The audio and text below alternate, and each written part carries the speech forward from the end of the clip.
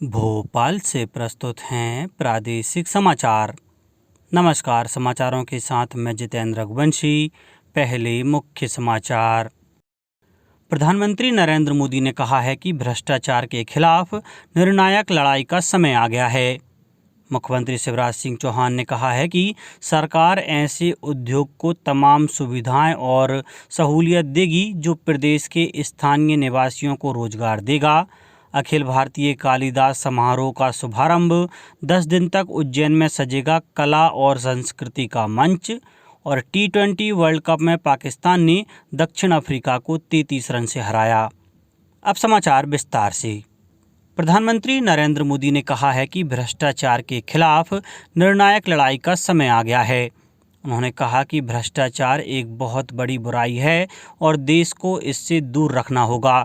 श्री मोदी ने नई दिल्ली में केंद्रीय सतर्कता आयोग CBC के सतर्कता जागरूकता सप्ताह कार्यक्रम को संबोधित करते हुए कहा कि एक विकसित भारत के लिए विश्वास और विश्वसनीयता महत्वपूर्ण है और सरकार में लोगों का विश्वास लोगों के आत्मविश्वास को बढ़ाता है।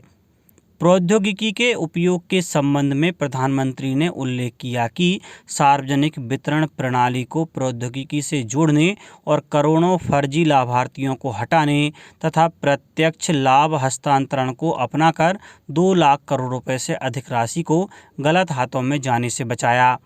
रक्षा क्षेत्र में सरकार की पहलों का जिक्र करते हुए उन्होंने कहा कि अब घोटालों की संभावना समाप्त हो गई है क्योंकि राइफल से लेकर लड़ाकू विमानों और रक्षा उपकरणों का निर्माण भारत स्वयं कर रहा है। मुख्यमंत्री शिवराज सिंह चौहान ने कहा है कि सरकार ऐसे उद्योग को तमाम सुविधाएं और सहूलियत देगी जो प्रदेश के स्थानीय निवासियों को रोजगार देगी। मुख्यमंत्री रायसेन जिले की गौहरगंज तहसील के तामोट में सागर टेक्सटाइल मैन्युफैक्चरिंग प्राइवेट लिमिटेड की 1000 करोड़ रुपए से अधिक लागत की नई निवेश परियोजना के लोकार्पण कार्यक्रम को संबोधित कर रहे थे।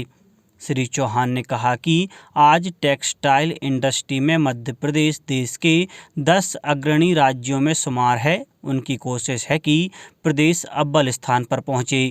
उन्होंने कहा कि आज तामोट में प्रारंभ उद्योग से प्रदेश के 3000 से अधिक बेटे बेटियों को सीधे रोजगार और बड़ी संख्या में नागरिकों को अप्रत्यक्ष रूप से रोजगार मिलेगा।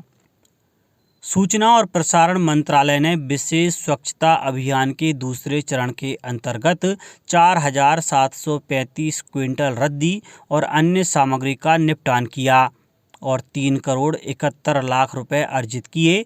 मंत्रालय और देश भर में उसके कार्यालयों में पिछले 6 महीने की 2 तारीख से यह विशेष अभियान चलाया गया था। केंद्रीय शिक्षा मंत्रालय ने वर्ष 2020-21 के लिए राज्यों और केंद्र शासित प्रदेशों के लिए प्रदर्शन आधारित सूचकांक जारी किया है। यह राज्यों और केंद्र शासित प्रदेशों में स्कूली शिक्षा प्रणाली के लिए एक अनूठा सूचकांक है। इसका मुख्य उद्देश्य साक्ष्य आधारित नीति निर्माण को बढ़ावा देना और सभी के लिए गुणवत्तापूर्ण शिक्षा के लिए पाठ्यक्रम में सुधार करना है। सूचकांक के अनुसार गुजरात, राजस्थान और आंध्र प्रदेश को उच्चतम स्तर मिला है। मध्य प्रदेश को ग्रेड 2 में स्थान मिला है। निर्वाचन आयोग ने गुजरात विधानसभा चुनावों की तारीखों की घोषणा कर दी है। नई दिल्ली के आकाशवाणी भवन में आयोजित संवाददाता सम्मेलन में चुनाव कार्यक्रम की घोषणा करते हुए मुख्य निर्वाचन आयुक्त राजीव कुमार ने बताया कि राज्य में 2 चरणों में 1 दिसंबर और 5 दिसंबर को मतदान कराया जाएगा। पहले चरण में 89 सीटों पर और दूसरे चरण में 93 सीटों पर मतदान होगा। दूसरे चरण के लिए 17 नवंबर तक नामांकन दाखिल किए जा सकते हैं। हिमाचल प्रदेश विधानसभा चुनाव की मतगणना के साथ ही 8 दिसंबर को कराई जाएगी। गुजरात विधानसभा की 182 सीटों के लिए चुनाव होना है। अखिल भारतीय कालिदास समारोह का शुभारंभ राज्यपाल मंगूभाई पटेल ने किया। आयोजन उज्जैन के कालिदास संस्कृत अकादमी परिसर में हो रहा है। 10 नवंबर तक चलने वाले इस आयोजन के शुभारंभ अवसर पर संस्कृति विभाग द्वारा पद्म भूषण बुधादित्य मुखर्जी कोलकाता, पद्मश्री डॉक्टर पुरु दाधिच इंदौर, वासुदेव कामथ मुंबई एवं राजीव वर्मा भोपाल को शासन के राष्ट्रीय कालिदास सम्मान से विभूषित किया गया।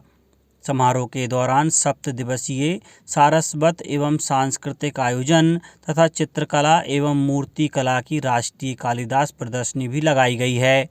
कालिदास समारोह का समापन 10 नवंबर को शाम 4 बजे कालिदास संस्कृत अकादमी परिसर में होगा।